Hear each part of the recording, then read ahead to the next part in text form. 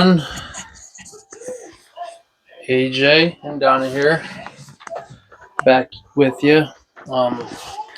Dealing with the deals. Is that what you put it? Yeah.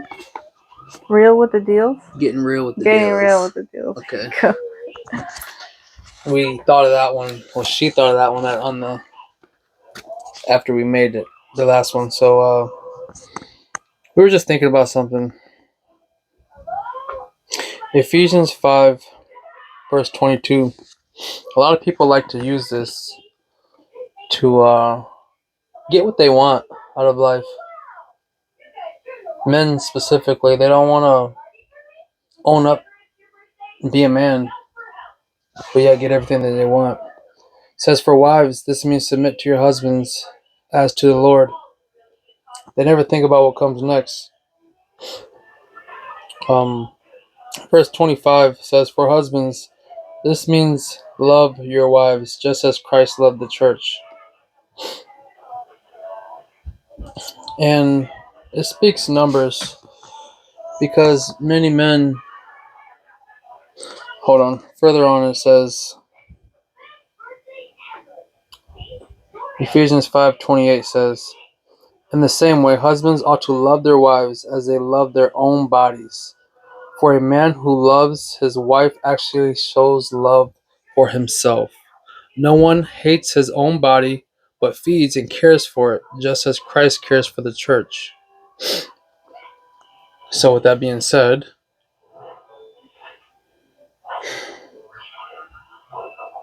I think we all need to hold each other up to higher standards. We don't need to be gossiping like the women do, and they don't need to be doing that as well.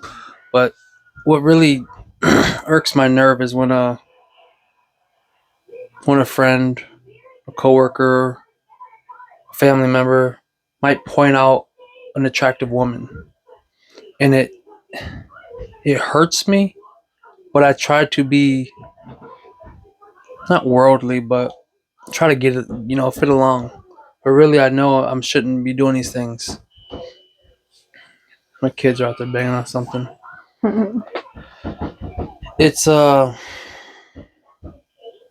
unsettling, to say the least. But I just hope that with the group that I will be creating, that she will be creating, that we can get people to ascend higher, to want more. I was never a person that cared about grades in school, but when I think about the people that the Bible called righteous by faith in Jesus, when I think about being a righteous person, not doing anything wrong, and doing the best as you can, because I know we're all going to sin.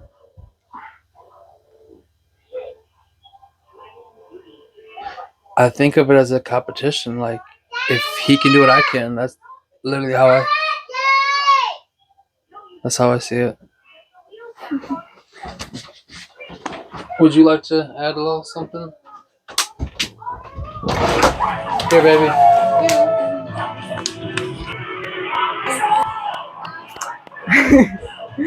It's very loud.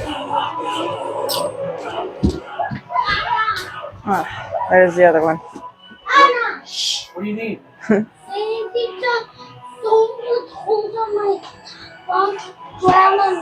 we'll put them down and tell them to stop. We're going to be busy for a little bit. All right. Hopefully that won't happen again. Yeah, 5 minutes in. We thought it would be fitting to also speak on the topic of aliens, seeing that they're being, honestly, I heard someone say today that it's a distraction. They were talking about Hunter Biden and everything that's happening in the courts and what they don't want us to see and why they're publicizing it now. But I got told by my wife about over a year ago It's like I felt like she harbored this knowledge the whole time. The way she looked at me like, you don't know? She told me that the aliens that people, always speak of, like the Greys and all of the other reptilians, are in fact, or by her theory, the fallen angels. The angels that were kicked out of heaven. And I do believe that there's truth to that. It really. And I just listened to a video today that actually backed that up. Could you elaborate a little further on that, babe? So in basic, guess terms, I don't know. But the way when I started first coming upon, because I'm not the one that started this theory, right? And this, I don't even think it's a theory. I mean, obviously, there's truth to it. But it's been always a question, like, for example, the Egyptians, how did they create those pyramids? How did these civilizations have this advanced knowledge of sorts? Like, because sometimes the architects that find certain, buildings, structures, and etc, they sometimes they get baffled along the lines of how such things were built and all that. So everybody's noticed the hieroglyphics, their gods, and in every religion it seems, almost, like outside of Christianity, because we give these creatures names. We don't they're not like mythological and all fantasy type creatures. Like in Greek, they're gods and goddesses, and the creatures that are in their mythology, Like Ares and Hercules and yeah, and then like the half horse, half man things, and centaurs is what they are. So anyways, those are just two examples, but it just feels, and like Indian gods, another one, like it just seems, even though they all have their own different forms, right? These deities, gods, it just, they all have like a common thing, And eventually someone theorized and made it so that those creatures, all these gods, were actually, especially the Egyptian ones, right? Because they were like big and tall. We know that were probably more than likely the fallen angels. and they were strong. Yeah, and they taught them about, and this correlates with Astrology. What is that one book in the Bible? Exodus. I'm not totally sure. Laying down on Silent.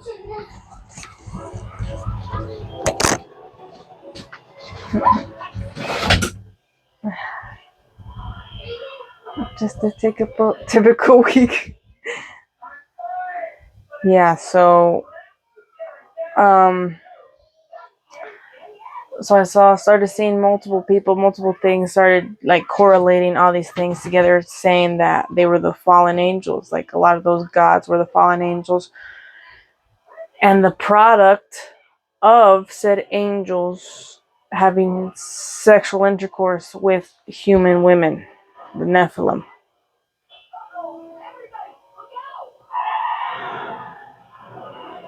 But it correlates with the Bible because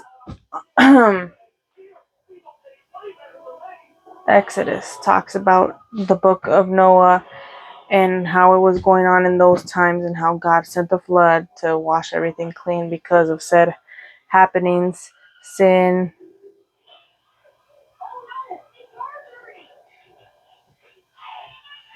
And so yeah, it says in that book that the angels, when they were down here on earth mingling with the humans, they were teaching them things that are now what society considers common, or at least is being pushed as being common. But they were teaching them such as the knowledge of herbs, what herbs can do for you. They were teaching them witchcraft. They taught them about the stars, the teaching of stars, which is astrology. What else they taught them? They taught them how to dance. They taught them about abortions, how to um, something about the womb. They taught them how to do that. Um, and yeah, they taught them a lot of things. And it makes me think that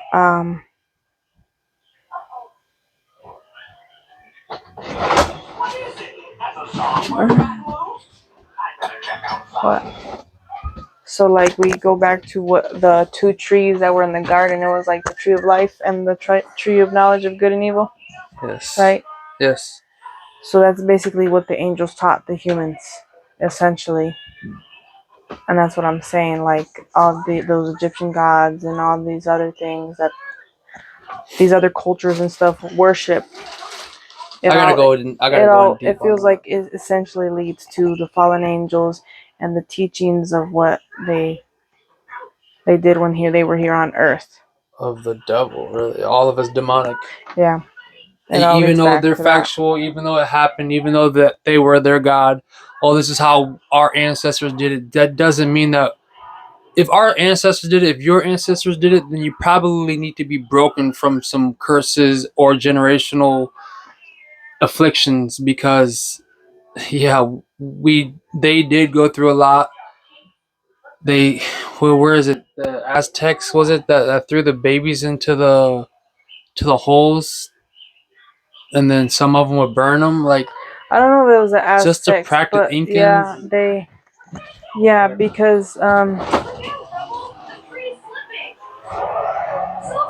back in, I don't know what time period it is, and I don't really want to say I guess because I don't want to guess because I don't want to give um, wrong information, but there was a god that the people worshipped called Moloch. But essentially, he was a demon, or he was a demon, and regardless, people worshipped him. And what they would do, and what they did, was they essentially built these like, well, I don't know what kind of metal it was, but it was a sort of metal. They built these large, oversized hands, and what they did was they would throw babies in on them, and they would be lit with fire. So essentially, these children would burn, and they would willingly like throw themselves into the flames because they would wince, and they would have really loud drums playing so that they could mask the screams. I don't know what time period it was. Obviously, it was a long time ago, but at some point, humans were doing that, and some went to compare that to abortion and say that like abortion isn't essentially it didn't just, I don't know how to describe it, but basically the humans were taught abortion from the fallen angels. It wasn't God's will, I think, essentially, I would guess, for abortion to be a thing. Like before Eve bit into that apple and stuff, like I doubt abortion was in the cards for humanity. I don't know. But after, she bit into the apple and sin came about and generational curses and, then the fallen angels mingling with the humans, Nephilim coming about into the world, and all the things that came about from that. Like it does say in the Bible that abortion was taught from the fallen angels to humans. And I know there's certain people that want to fight that certain verses in the Bible talk about abortion, and but there's a difference between knowing God and knowing what you think of God. There's a very big difference, and that difference leads down to a choice. So if you choose to read the Bible with with a worldly view and a bias of wanting to be correct, saying, "Oh, the Bible has been interpreted," all these arguments like just come about. I hear people still saying it that I know now. It's been interpreted so far away from the Greek and Aramaic, but it really isn't. It isn't that far off because I listened to it's honestly in the original text just translated into our language, just like you were to say a Spanish word to a Spanish person. It's not that far off. I was gonna go talk about what she was speaking on, like the Egyptians and just how we've found this and that, the hieroglyphs, and I went down so many rabbit holes. I won't say I lost faith, but I questioned Jesus too many times, multiple times per year. I'd find a new person with a new idea. If it's us being aliens or the things that we're supposed to do, and I've listened to it all. The Hebrew Israelites, and if I've learned this, you can read the Bible with a different lens, being a whole different religion, but looking at the same Bible. It's honestly quite alarming. And if we take the lens off and look at it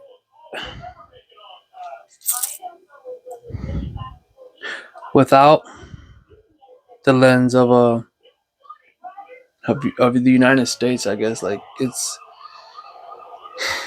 I guess it's the Western perspective.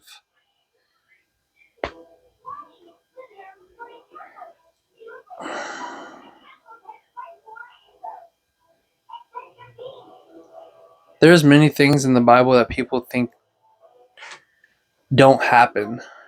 They happen, like the movie we just watched, Nefarious. He says we've grown beyond that.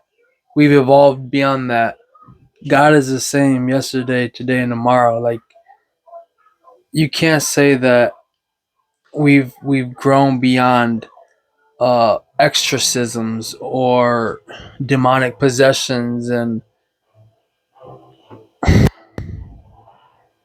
if you don't know what deliverance ministry is or being delivered from a demon, and a lot of people say Christians can't have demons,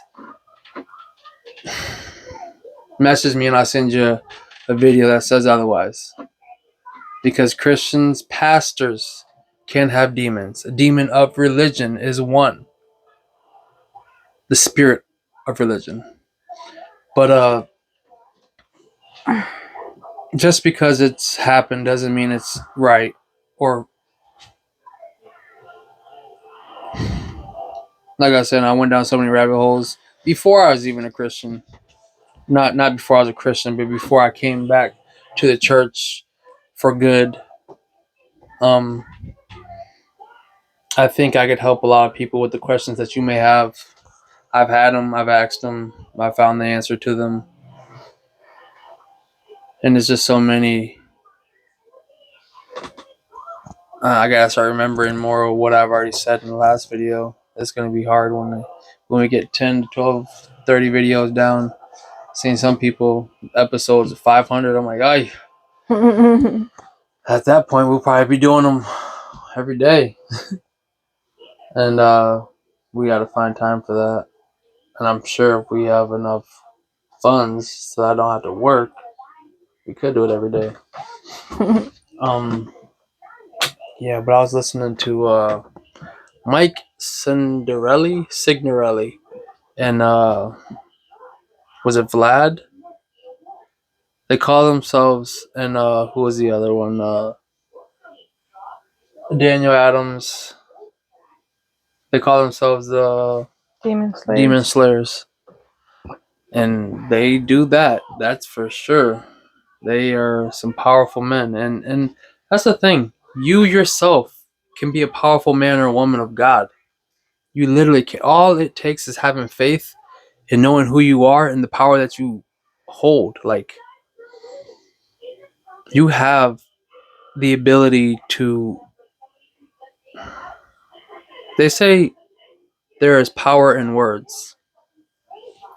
Clearly, God created all of this with words. But I've heard many ministers, be careful as to what they say, and saying behind that, if I was to curse you, God would more or less honor that. That's why they speak life into people. They watch their words. So you can. Reminds me of this story in the Bible when a guy come to the apostles, and he asked them, like, he tried to give them money. He's like, what you're doing, let me do, I will give you this money. They're like, no. They told him to get out of there. It was a very, it kind of cussed him out, like the way I read it.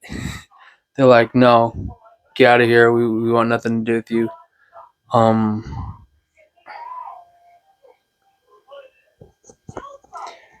You have the power. I hope that everyone that listens and watches this video will decide to look to the Bible. I went down to Tennessee recently, and the whole premise of that trip, was to technically step away from the church and make home churches. So basically what we're doing now, just start with small groups, teach what needs to be taught, share the word, and be there for one another. And that's all that I want to do, is help the next person. There's many times where I got help, and I won't say I didn't deserve it, but I didn't expect it. So now I help when I get the chance. Like, I'll go out of my way. If my wife has seen me turn around to go help other people. But yeah, this one will be a short one today. Any other topic you want to touch on? I don't think so. I just want people to know, really, that, like he said, things are hard right now. They're very exhausting. Even myself, I fight with my body every single day. Whether I'm just tired physically, I'm just like, blah. I'll get like some sort of like energy to like want to read my Bible, to encourage myself to pray, but then it's like I said, the enemy attack. Like he said, the enemy attacks you where he knows he can get you. Like the Bible says, he's out here like a lion, seeking who to devour. And he knows that time is getting closer, and he wants to take as many as with him as he can. His time is getting short.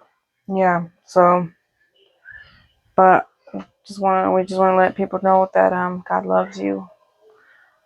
Jesus died for you, and he loves you, and he wants a relationship with you. He wants you to know him. He wants you to know that he can do more for you than whatever it is that you are leaning on right now. And whatever it is, what that is, or who that is. We can depend on people. We can depend on a lot of things, but in the end, Jesus wins. Like all these things that are happening in the world right now, like the indoctrination against kids in the schools, the whole pride movement,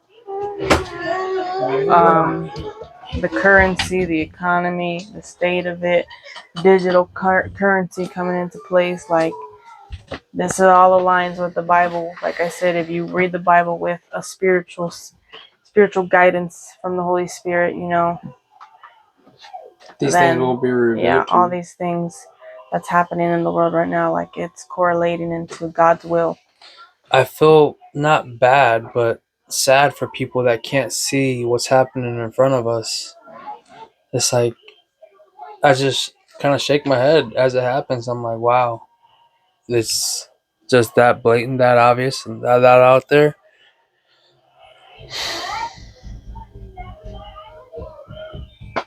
I think I think more people wanted to hear more about our stories, and we will share a lot more. Yeah.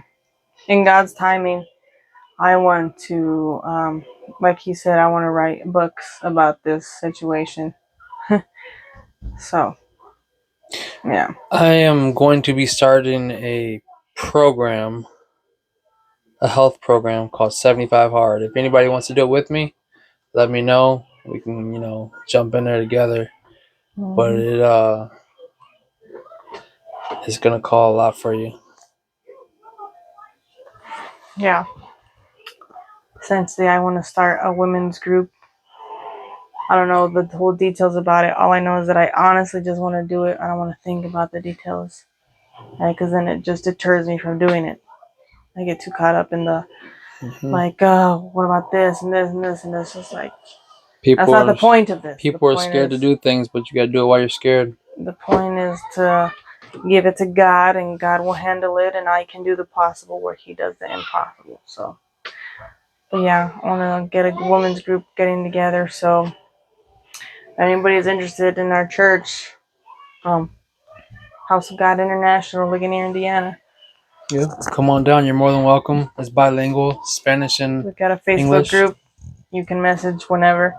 Yeah, we can add you to the group. We can pray for you if you need prayer. Mm-hmm.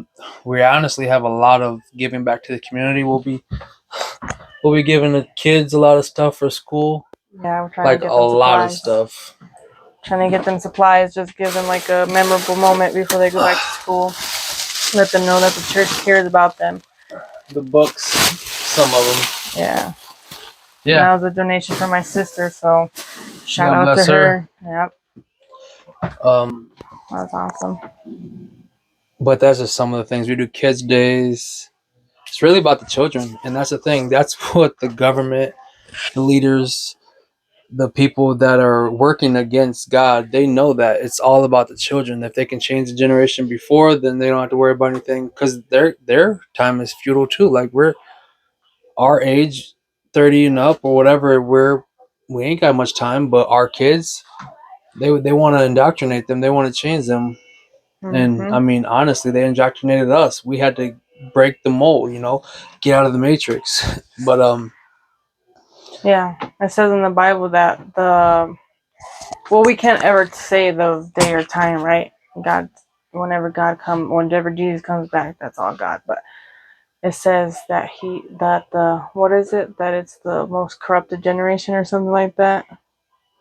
And it's like I feel like lawlessness. it's going into like the ending of us going into our kids, because the old, like he said, the 30s and late 20s, like we're most of us are against pedophilia, the MAPS movement, the Pride movement, But a lot of people that are in and college the these days. indoctrination of schools and whatnot. Like as we're getting older, we'll have those beliefs, but our kids, our children, my youngest We have is to influence them before someone else our does. youngest is 2 years old.